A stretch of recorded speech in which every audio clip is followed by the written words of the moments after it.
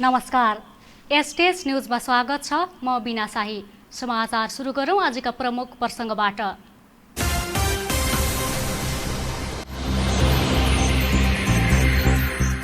Corona महामारीमा वन तथा निकुञ्जमा तस्करी र चोरी सिकारी बढ्यो। शुक्लाफाटा निकुञ्जमा चोरी तस्करी गर्ने 3000 भन्दा बढी मानिस पक्राउ।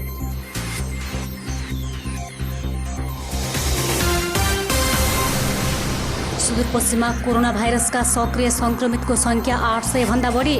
हालसम्म 5746 जनाले कोरोना जितेको दावी।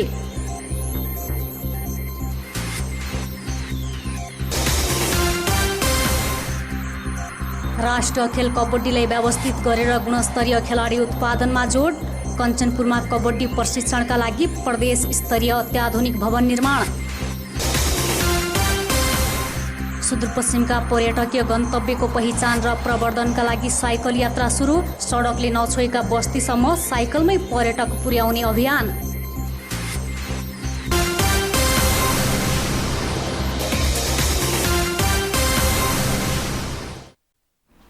अब समाचार विस्तारमा। सुदूरपश्चिम प्रदेशमा सोमबार थप 53 जनामा कोरोना भाइरसको संक्रमण पुष्टि भएको छ। सेती प्रादेशिक अस्पताल, डडेलधुरा अस्पताल र डोटी जिल्ला अस्पतालको प्रयोगशालामा भएको परीक्षणमा थप 53 जनामा कोरोना संक्रमण पुष्टि भएको हो। कैलालीका 26, बझाङका 16, कञ्चनपुरका 5 जना, डडेलधुराका 4 जना, अछाम र बैतडीका 1-1 जनामा संक्रमण पुष्टि भएको छ। सेती प्रादेशिक अस्पतालको प्रयोगशालामा पछिल्लो 24 घण्टामा 308 जनाको कोरोना परीक्षण गरेकोमा कैलालीका 26, कञ्चनपुरका 5 र बैतडीका 1 जनामा संक्रमण पुष्टि भएको छ। सेती प्रादेशिक अस्पतालका सूचना अधिकारी दिलीप कुमार श्रेष्ठले सुर्नाया 4, बैतडीका 1 जना, धनगढी उपमहानगरपालिका वडा नम्बर 1 का 1 जना, वडा नम्बर 2 का 2 जना, वडा नम्बर 3 का 6 जना, वडा नम्बर 12 का 2 जना, वडा नम्बर 17 का 2 जना र वडा नम्बर 19 का 1 जनामा संक्रमण पुष्टि भएको बताउनु भयो। गोडागुडी नगरपालिका वडा नम्बर 1 का 6 जना, भजनी नगरपालिका वडा नम्बर 3 का 1 जना, गोदावरी नगरपालिकाका 3 जना र कैलाली गाउँपालिकाका 2 जनामा पनि संक्रमण पुष्टि भएको सूचना अधिकारी श्रेष्ठले बताउनुभयो। उहाँका अनुसार कञ्चनपुरको कृष्णपुर नगरपालिका वडा नम्बर 7 का 1 जना, महाकाली नगरपालिका वडा नम्बर 6 का 1 जना, पुनर्वास नगरपालिकाका 2 जना र बेतकोट नगरपालिका वडा नम्बर 5 का 1 जनामा संक्रमण पुष्टि भएको हो। उता डडेलधुरा अस्पतालको प्रयोगशालामा पछिल्लो 24 घण्टामा 108 जनाको कोरोना परीक्षण भएकोमा 20 जनामा संक्रमण पुष्टि भएको छ। डडेलधुराको अजयमेरु गाउँपालिकाका 4 जना, बझाङको जयपृथ्वी नगरपालिकाका 7 जना, केदारसिउ गाउँपालिकाका 4 जना, मस्टा गाउँपालिकाका 3 जना, बित्थरचिर र 26 पाथिभेरा गाउँपालिकाका 1-1 जनामा संक्रमण पुष्टि भएको छ। जिल्ला अस्पताल डोटीको प्रयोगशालामा पछिल्लो 24 घण्टामा 106 जनाको कोरोना परीक्षण गर्दा 1 जनामा संक्रमण पुष्टि भएको छ। यो सँगै सुदूरपश्चिममा संक्रमितको संख्या 6902 पुगेको छ। संक्रमण पुष्टि भएका 5800 ले कोरोना जितेका छन्। पछिल्लो 24 घण्टामा नेपालमा 1154 जनामा कोरोना संक्रमण पुष्टि भएको छ। यो सँगै नेपालमा कोरोना संक्रमितको कुल संख्या 65276 पुगेको स्वास्थ्य तथा जनसङ्ख्या मन्त्रालयका प्रवक्ता डाक्टर जागेश्वर गौतमले जानकारी दिनुभयो। प्रवक्ता गौतमका अनुसार 17611 कोरोना सक्रिय संक्रमित छन्। संस्थागत आइसोलेसनमा 8921 रहेका छन् भने होम आइसोलेसनमा 8690 जना रहेका छन्। यसैगरी होम आइसोलेसनमा रहनुभएका व्यक्तिहरूको संख्या प्रदेश 1 मा 1315, प्रदेश 2 मा 998, बागमती प्रदेशमा 4961, गण्डकी प्रदेशमा 286, प्रदेश 5 मा 759, कर्णाली प्रदेशमा 183, सुदूरपश्चिम प्रदेशमा 188 गरी जम्मा 8690 जना हुनुहुन्छ। नेपालमा आजको पीसीआर 9533 गरी जम्मा 9,23,823 परीक्षण भएको छ। गत 24 घण्टामा नयाँ संक्रमितको संख्या 1154 रहेको छ। विगत 24 घण्टामा 1005 जना कोरोना जितेर डिस्चार्ज भएका छन्। यो सँगै कुल डिस्चार्ज हुनेको संख्या 47238 पुगेको छ। नेपालमा कोरोना भाइरसको संक्रमणबाट पछिल्लो 24 घण्टामा थप 16 जनाको मृत्यु भएको छ। मृत्यु हुनेमा 13 पुरुष तथा 3 महिला रहेका छन्। यो सँगै नेपालमा कोरोना भाइरसको संक्रमणबाट मृत्यु हुनेको संख्या 427 पुगेको स्वास्थ्य तथा जनसङ्ख्या मन्त्रालयका प्रवक्ता डाक्टर जागेश्वर गौतमले जानकारी दिनुभयो। प्रवक्ता डाक्टर गौतमका अनुसार मृत्यु हुनेमा झापाका 1, सुनसरीका 1, पर्साका 1, काठमाडौँका 2, भक्तपुरका 2, ललितपुरका 2, मकवानपुरका 2, चितवनका 1, दोलखाका 1, रूपन्देहीका 1 र बाँकेका 2 जना रहेका छन्। कञ्चनपुरको शुक्लाफटा राष्ट्रिय निकुञ्जमा चोरी तस्करी लगायतका गैरकानुनी कार्य बढ्न थालेपछि सुरक्षामा चुनौती थपिएको छ। कोरोना महामारीकै समयमा निकुञ्जमा चोरी तस्करी बढेको हो। केही महिना यता निकुञ्जभित्र प्रवेश गर्ने र चोरी सिकारी जस्ता कार्यमा संलग्न हुने क्रम बढेको छ। शुक्लाफाटा निकुञ्ज कार्यालयका अनुसार लकडाउन पछि मात्रै हालसम्म 3000 भन्दा बढी व्यक्तिलाई पक्राउ गरी कारबाहीको दायरामा ल्याइएको छ। निकुञ्जमा अनुमति बिना काठ दाउरा चोरी गर्ने, सिकारी गर्ने, वन्यजन्तु तस्करी गर्ने, माछा मार्ने, घाँस काट्ने लगायतका विभिन्न कार्यमा संलग्नलाई पक्राउ गरिएको हो। बन्दाबन्दीपछि निकुञ्जको सुरक्षामा चुनौती थपिएको छ। निकुञ्जको सुरक्षामा तैनात नेपाली सेनाको देवीदल गणले पनि निकुञ्ज क्षेत्रमा गस्ती बढाएको छ। सेना र निकुञ्जको सहकार्यमा निकुञ्ज क्षेत्रभित्र पैदल गस्ती, गाडी गस्ती, साइकल गस्ती लगायत हात्तीमा समेत गस्ती गर्ने गरिएको छ। निकुञ्जले अन्तर्राष्ट्रिय सिमानालाई पनि छोएको हुँदा अरू गस्ती असहज भएको खण्डमा अन्तर्राष्ट्रिय सीमा क्षेत्रमा सेनाले बढी जसो हात्तीबाट गस्ती गर्ने गरेको देवीदल गण मजगाउँका गढपति सुनिल कुमार मल्लले बताउनुभयो। यो निकुञ्जमा चाहिँ नजिकै जोडिएको हाम्रो छिमेकी देश भारतको अर्को एउटा पिलबिट टाइगर रिजर्भ भन्ने छ। जङ्गली जनावरहरू चाहिँ त्यो ठाउँबाट वारी आउने र पारी जाने क्रम भइरहन्छ। त्यसको साथसाथै अब कतिपय ठाउँहरू चाहिँ अहिले बर्खाको समयमा प्लस लकडाउन पनि भएको कारणले गर्दाखेरि चाहिँ एकदम पानीहरू भएको, त्यस पछाडि अग्लो झाडीहरू भएकोले चाहिँ हामीले त्यो ठाउँमा चाहिँ फुट पेट्रोलहरू गर्न सकिरहेका छैनौँ र यो ग्यापलाई चाहिँ हामीले महसुस गरेर हामीले उक्त ठाउँहरूमा चाहिँ जुन सिमानाको बोर्डरमा हिँडेर जान नसक्ने ठाउँहरूमा चाहिँ एलिफेन्ट पेट्रोलहरू गर्ने गरेका छौँ। त्यसै गरी उक्त स्थानको वरिपरि भएको ओपी अब्जर्भेसन पोस्टहरूबाट चाहिँ हामीले मोनिटर गर्ने मुख्य नाकाहरूमा चाहिँ हामीले जनावरहरूको हरकत मोनिटर गर्ने त्यसरी चाहिँ कार्य गरिरहेका छौँ। सेनासँग निकुञ्ज कार्यालयले समेत सहकार्य गरेर विभिन्न कार्य गरिरहेको छ। कार्यालयले निकुञ्ज क्षेत्रभित्र झन्डै 30वटा जासुसी क्यामेरा समेत जडान गरेको छ। निकुञ्ज वरिपरिको धेरैजसो भाग गाउँले घेरिएको हुनाले पनि निकुञ्जको सुरक्षामा चुनौती थपिएको कार्यालयले जनाएको छ। साउन महिना यता मात्रै निकुञ्जमा पसेर गैर कानुनी काम गर्ने मध्ये केहीलाई भने निकुञ्ज कार्यालयले मुद्दा समेत लगाएको प्रमुख संरक्षण अधिकृत लक्ष्मण पौडेलले बताउनुभयो। निकुञ्ज वरिपरि अब चाहिँ विशेष गरी राष्ट्रिय निकुञ्जको वरिपरि मानव बस्तीले घेरिएको छ र एकातिर चाहिँ इन्डियाको चाहिँ क्षेत्रले घेरिएको छ। वरिपरि मानव बस्तीले घेरिएको र अन्तर्राष्ट्रिय सिमाना पनि भएको र शुक्लाफाटा राष्ट्रिय निकुञ्जको क्षेत्रफल सानो भएको र वरिपरि मानव बस्तीमा वन जङ्गलको मात्रा धेरै नै थोरै भएको कारण आदि इत्यादिले गर्दाखेरि शुक्लाफाटा राष्ट्रिय निकुञ्ज क्षेत्रमा अहिले पछिल्ला केही महिनाहरूमा काठ चोरी तस्करी अनि अन्य चाहिँ विषयवस्तुमा चाहिँ केही मात्रामा अपराधको घटनाहरू बढेको अवस्था छ। अहिले साउन महिना यतादेखि 2077 सालको साउन महिना यतादेखि मात्रै हाम्रो राष्ट्रिय निकुञ्ज कार्यालयमा 8वटा मुद्दा दर्ता भइसकेका छन्। निकुञ्ज क्षेत्रमा हालसम्म सेना र निकुञ्ज कार्यालयको गरेर सुरक्षाका लागि 32वटा वन्यजन्तु सुरक्षा पोस्ट राखिएका छन्। पछिल्लो 6 महिनामा कैलालीको जोशीपुर गाउँपालिकाका 3 कर्मचारी विरुद्ध बलात्कारको आरोपमा मुद्दा दर्ता भएको छ। मुद्दा दर्ता हुने मध्ये 1 जनालाई आफ्नै गाउँपालिकै कर्मचारीलाई बलात्कार गरेको आरोप लागेको छ। 2077 वैशाखदेखि हालसम्म जोशीपुर गाउँपालिकाका खरिदारदेखि अधिकृत 6औं तहका कर्मचारीमाथि बलात्कारको आरोप लागेको छ। पछिल्लो पटक असोज 3 गते 6औं तहका अधिकृत भानुभक्त उपाध्याय विरुद्ध आफ्नै कार्यालयकी कर्मचारीले बलात्कार गरेको आरोपमा मुद्दा दर्ता भएको हो।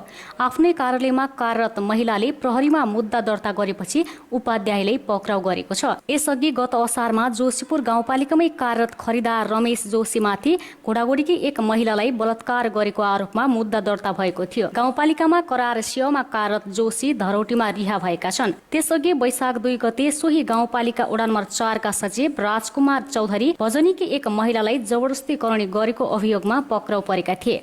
त्यसपछि चौधरीमाथि जबरजस्ती करणीको मुद्दा दर्ता भएको हो। चौधरी पूर्वपक्षका लागि थुनामा छ। सुदूरपश्चिममा कोरोना भाइरसका सक्रिय संक्रमितको संख्या 878 पुगेको छ। प्रदेश स्वास्थ्य निर्देशनालयले सार्वजनिक गरेको तथ्याङ्क अनुसार हालसम्म 5746 जनाले कोरोना जितेका छन्। स्वास्थ्य निर्देशनालयका अनुसार सबैभन्दा बढी कैलालीमा 451 जना सक्रिय संक्रमित अर्थात् एक्टिभ केस रहेका छन्। डोटीमा 119, अछाममा 76, बजाङमा 73 र कञ्चनपुरमा 40 जना सक्रिय संक्रमित रहेको निर्देशनालयले जनाएको छ। बैतडीमा 68, डडेलधुरामा 12, बाजुरामा 9 र दार्चुलामा 30 जना सक्रिय संक्रमित रहेको निर्देशनालयले जनाएको छ।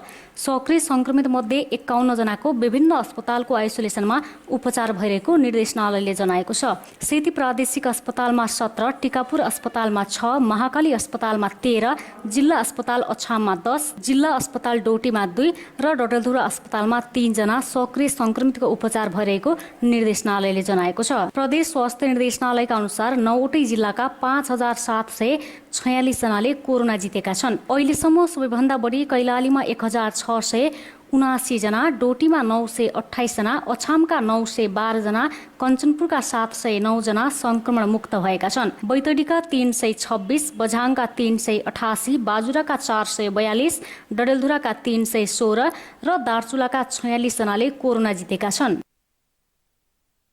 एसटीएस न्यूजमा अब एकैछिन ब्रेकमा जानु अघि प्रमुख समाचार पुनः एकपटक।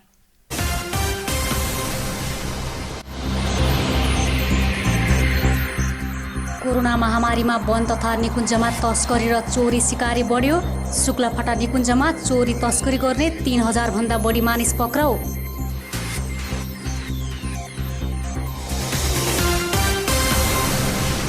सुदूरपश्चिममा कोरोना भाइरसका सक्रिय संक्रमितको संख्या 800 भन्दा बढी। हालसम्म 5746 जनाले कोरोना जितेको दावी।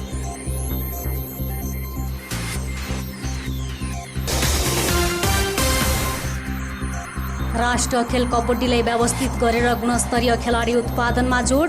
कञ्चनपुरमा कबड्डी प्रशिक्षणका लागि प्रदेश स्तरीय अत्याधुनिक भवन निर्माण।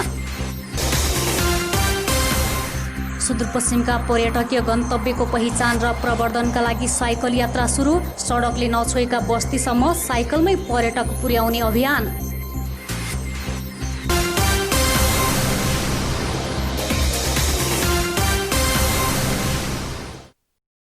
ब्रेकपछि एसटीएस न्यूजमा स्वागत छ। अब बाँकी समाचार। बझाङको बुङ्गल नगरपालिका वडा नम्बर 1 को दहबगरमा गए राति लु 1 क 1278 नम्बरको जेसीबी दुर्घटना हुँदा सोही ठाउँका 34 वर्षीय मानबहादुर बोहराको मृत्यु भएको प्रहरीले जनाएको छ। जिल्ला प्रहरी कार्यालयका प्रहरी निरीक्षक नेत्रबहादुर बोहराले दुर्घटनामा बोहराको मृत्यु भएको पुष्टि गर्नुभयो। उहाँका अनुसार दुर्घटनामा अन्य 3 जना घाइते भएका छन्। घाइते हुनेमा बुङ्गल नगरपालिका वडा नम्बर 9 का जेसीबी चालक 24 वर्षीय महेश खडायत, वडा नम्बर 1 का 27 वर्षीय रामबहादुर बोहरा र 50 वर्षीय प्रताप धामी छन्। उनीहरूको अवस्था गम्भीर छ। यता अतरियामा रोकेको ट्रकमा एम्बुलेन्स ठोकिएर दुर्घटना हुँदा 3 जना घाइते भएका छन्। डोटीबाट धनगढी आउँदै गरेको 2871 नम्बरको एम्बुलेन्स सडकमा रोकेको ना 6 ख 2215 नम्बरको ट्रकमा ठोकिएर दुर्घटना भएको प्रहरीले जनाएको छ। जिल्ला प्रहरी कार्यालय कैलालीका प्रवक्ता प्रहरी नायब उपरीक्षक प्रतीक विष्टले दुर्घटनामा 3 जना घाइते भएको जानकारी दिए। घाइते हुनेमा डोटीको शिखर नगरपालिका वडा नम्बर 4 का 50 वर्षीय गौरीमाया महरा, 26 वर्षीय नारायण महरा र 27 वर्षीय देवबहादुर महरा रहेको प्रहरी नायब परीक्षक विष्टले बताए। उनीहरूको धनगढी स्थित माया मेट्रो अस्पतालमा उपचार भइरहेको छ। यसैबीच बझाङबाट 2 बिरामीको हेलिकप्टरबाट उद्धार गरिएको छ। साइपाल गाउँपालिकाका 2 बिरामीलाई राष्ट्रपति महिला उत्थान कार्यक्रम मार्फत उद्धार गरेको प्रमुख जिल्ला अधिकारी कमलराज भण्डारीले बताउनुभयो।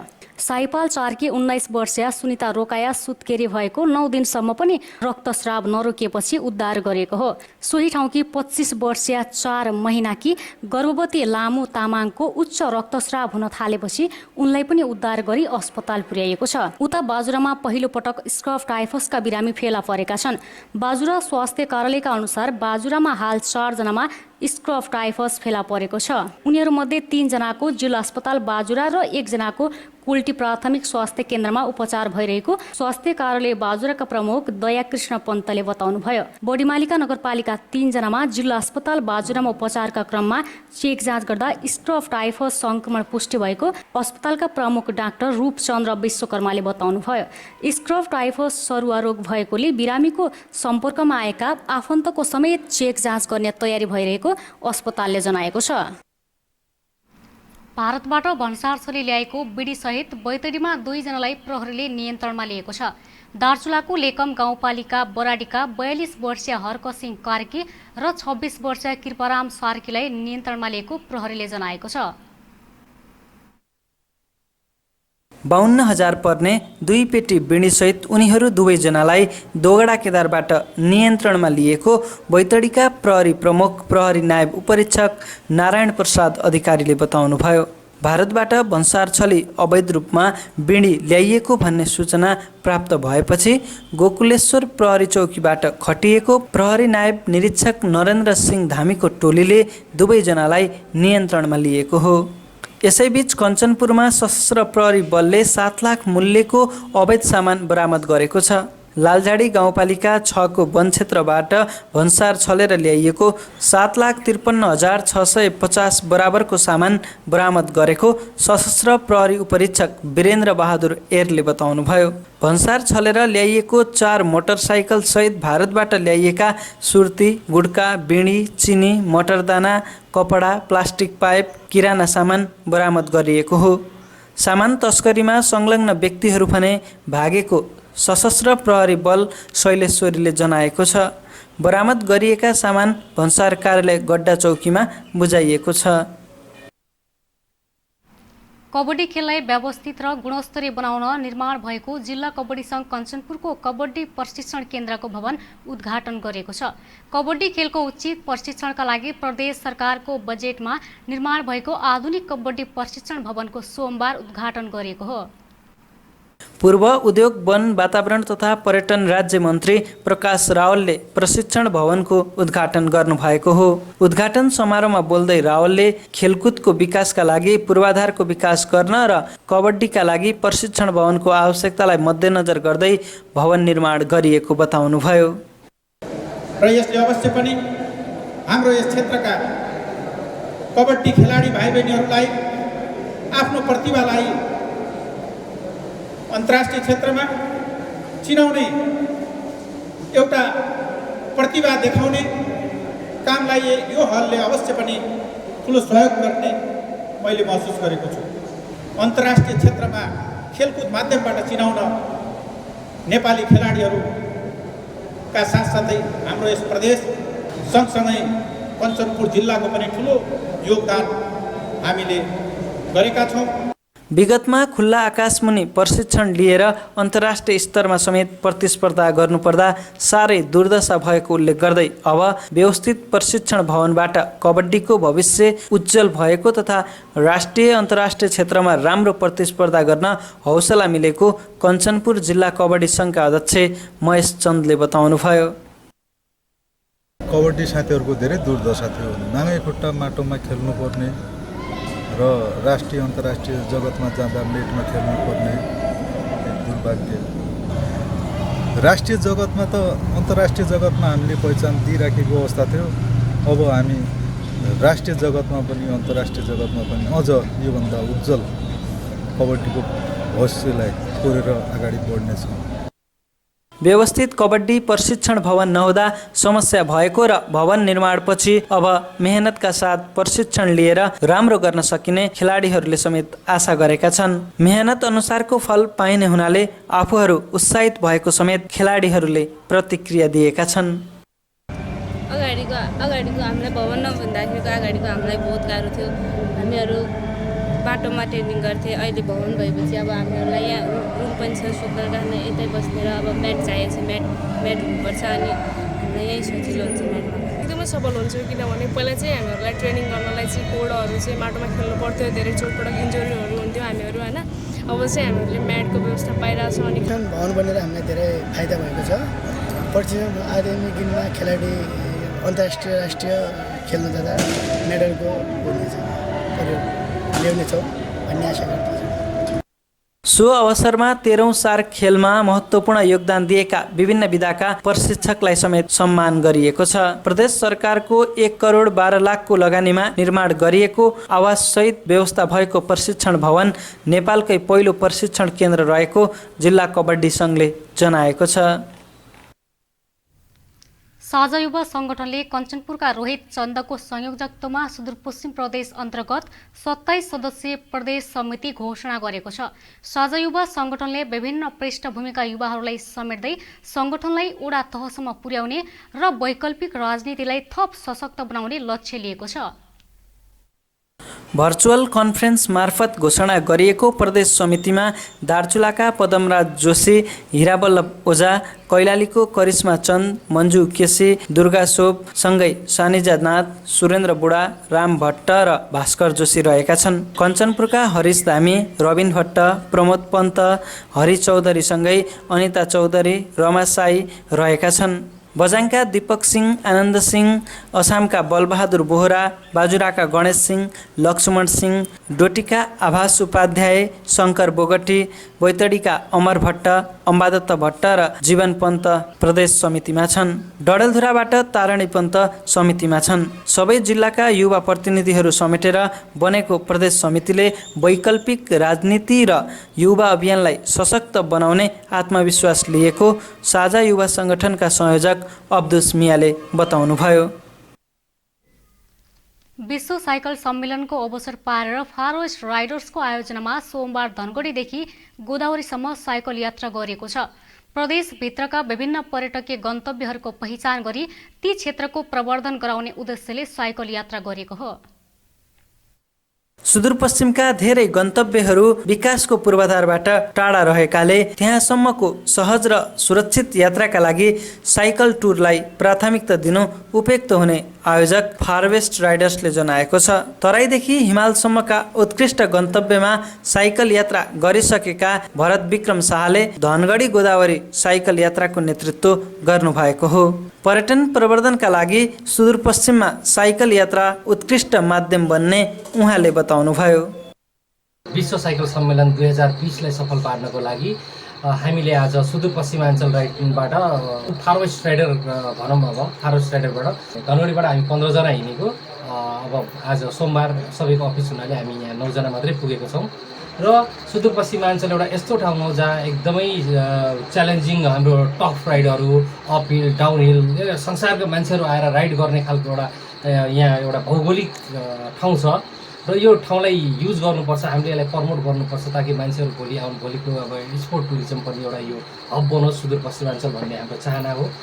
केही दिन अघि उहाँको नेतृत्वमा पर्यटन सुदूरपश्चिमका धेरै गन्तव्यहरू विकासको पूर्वाधारबाट टाढा रहेकाले त्यहाँसम्मको सहज र सुरक्षित यात्राका लागि साइकल टुरलाई प्राथमिकता दिनु उपयुक्त हुने आयोजक फारवेस्ट राइडर्सले जनाएको छ।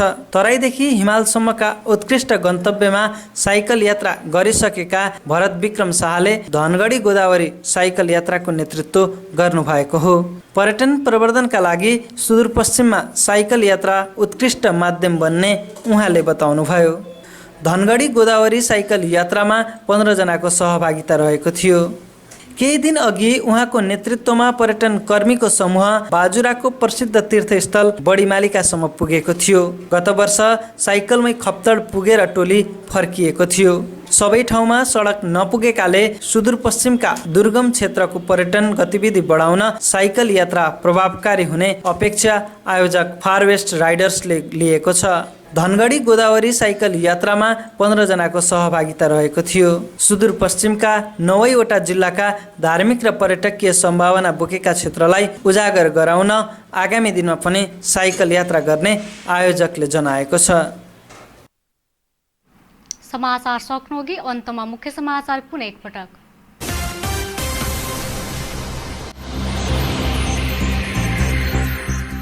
कोरोना महामारीमा वन तथा निकुञ्जमा तस्करी र चोरी सिकारी बढ्यो। शुक्लाफाटा निकुञ्जमा चोरी तस्करी गर्ने 3000 भन्दा बढी मानिस पक्राउ।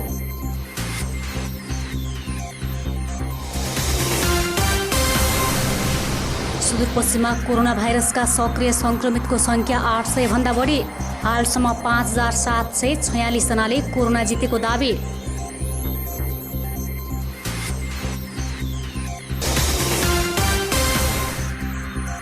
राष्ट्रिय खेल कबड्डीलाई व्यवस्थित गरेर गुणस्तरीय खेलाडी उत्पादनमा जोड। कञ्चनपुरमा कबड्डी प्रशिक्षणका लागि प्रदेश स्तरीय अत्याधुनिक भवन निर्माण।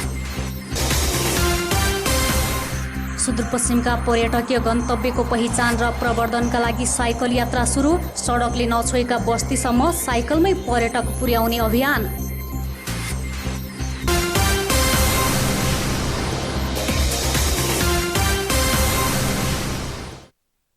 हवस् त, अहिलेलाई समाचार सक्यो। हामी सबैलाई बिदा दिनुहोस्। नमस्कार।